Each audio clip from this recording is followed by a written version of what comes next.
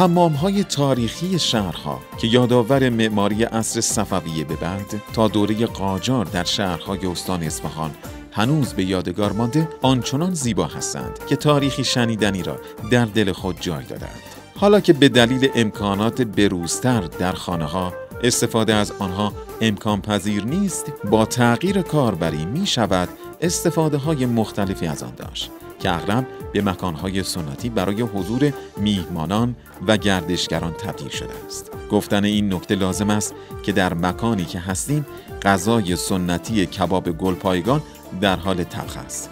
که ما از این فرصت برای نشان دادن تهیه آن استفاده کردیم.